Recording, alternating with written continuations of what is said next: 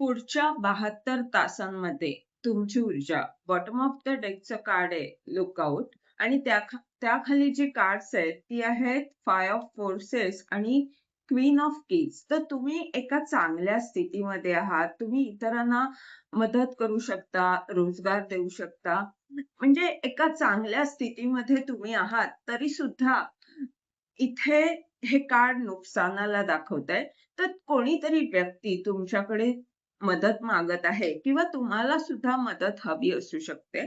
तर तिथे तुम्ही आर्केंजल मायकल प्रमाणे संरक्षण करणार आहात.